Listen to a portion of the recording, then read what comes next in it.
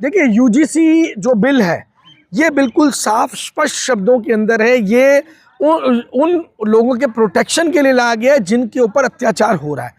हाँ, अगर आप बात करें दूसरे पक्ष की कि जो लोग इसका विरोध करें, तो मैं उनको ये कहना चाहूँगा कि अगर आपको ऐसा लग रहा है कि आपकी कहीं सुनवाई नहीं हो रही है या आप कहीं अत्याचार को फेस करें और आपकी सुनवाई नहीं हो रही है, तो यकीनन आपके पास तो ऑलरेडी पूरी सत्ता है।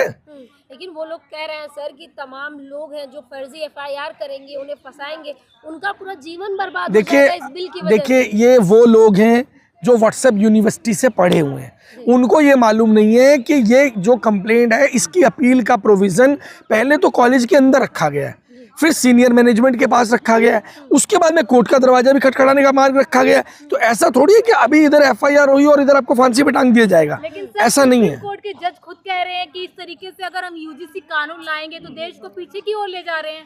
देखिए अगर भेदभाव की आप बात करते हैं, अगर आप यूजीसी बिल को हटाना चाहते हैं, तो मैं एक छोटी सी बात कहना चाहूँगा।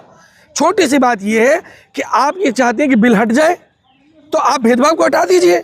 पहले क्या आया था? भेदभाव आया था कि बिल आया था?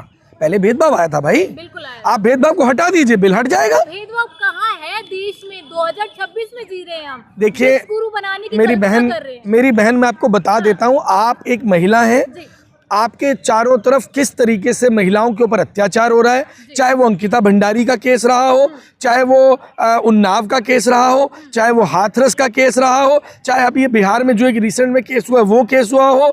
दुनिया भर के केसेस जो महिलाओं को प्रताड़ित किए जा रहे हैं, ये तो वो केसेस जो नोटिस में आ जा रहे हैं, और इसके अलावा बहुत सारे वो केसेस जो नोटिस में आते ही नहीं हैं। और इसी तरीके से जो दलित भाईचारे की आपने बात की, उनके ऊपर भी जो रोहित वेमुला का केस सामने निकल करके आ गया, कुछ ऐसे केस निकल करके सामने आ गए, लेकिन आप मुझे बताइए कितने ऐसे केस हैं जो निकल कर सामने आ ही नहीं रहे हैं।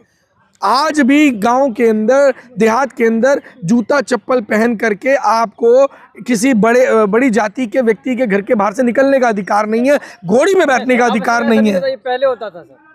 नहीं, ऐसा नहीं है, आपको शायद लग रहा है, आप आज भी जाकर के देख सकते हैं। सर कहाँ प्रधानमंत्री ने नारा दे दिया सबका साथ सबका विकास, इसके बाद कहाँ है भेदभाव, कहाँ है जाति?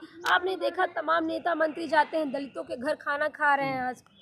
आज ना एक नारा दे रहा हूं मैं आपको, बहुत हुई ट्रंप की मार, अब नहीं चाहिए मोदी सरकार। ये जो आज ट्रंप की सरकार चलाई जा रही है ना मोदी जी के द्वारा, अब मोदी की सरकार नहीं चाहिए, क्योंकि ट्रंप की मार बहुत पड़ चुकी है। और ये जो आप बता रहे हैं ना कि भाई दलितों के घर पे जाकर के नेता खाना खा रहे हैं, आप उस दिन बात करिएगा जिस दिन इन नेताओं के बच्चे सरकारी स्कूल में पढ़ने लग जाए।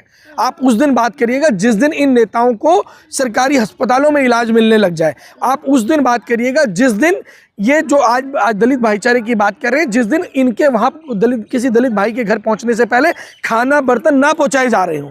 ये सब चीज वीरेंद्र शास्त्री भी तो कहते हैं कि जात पात की करो विदाई, हिंदू हिंदू भाई भाई, तो आज हिंदू क्यों बट रहा है? नहीं, देखिए वो अपने हिसाब से है। अगर कोई देश में मुस्लिम भाई और हिंदू बहन की शादी होती है तो वो से तो कहा जाता है इनको लव जिहाद।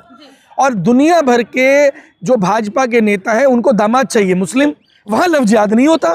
तो ये जो दोगली नीति है, जैसे हम कहते हैं कि नतमस्तक तो होंगे गांधी जी के सामने, 2 अक्टूबर को नाक रगड़ेंगे गांधी जी के पास जाकर के, और बगल में क्या रखेंगे? छुरी, यानी कि बगल मुंह में राम बगल में छुरी।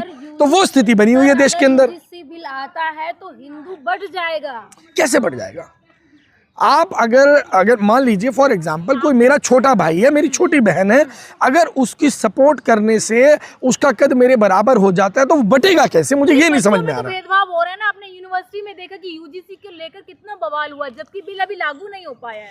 देखिए भेदभाव, मैं आपको फिर वही बात बोलना चाहूँगा। बिल क्या है? बिल है एक असमान व्यक्ति को समानता के स्तर पर लाने का एक टूल।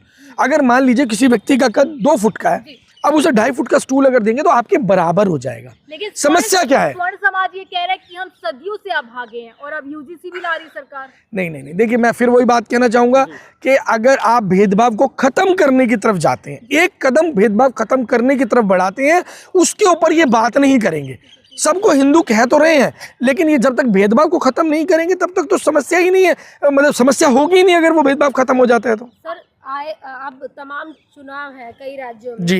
यूपी में चुनाव होने वाला है, क्या इसको लेके यूजीसी बिल के माध्यम से बीजेपी राजनीति करना चाहती है? देखिए, बीजेपी एक बहुत ही ऑर्गेनाइज्ड पार्टी है, बहुत ही टैलेंटेड लोगों की पार्टी है, बहुत समझदार लोगों की पार्टी है। और ये पार्टी नहीं है, ये एक कंपनी है।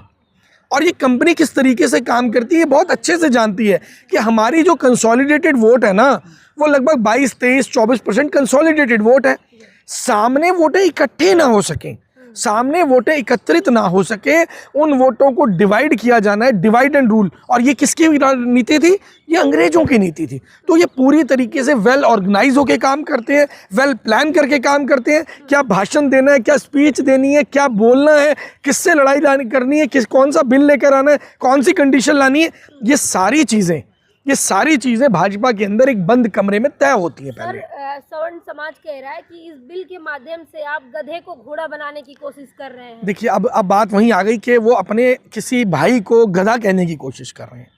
मुझे लग रहा है कि अगर हमारे देश के अंदर किसी साथी का कद छोटा है तो उसे सपोर्ट देकर के बराबर में लाकर खड़ा करना चाहिए।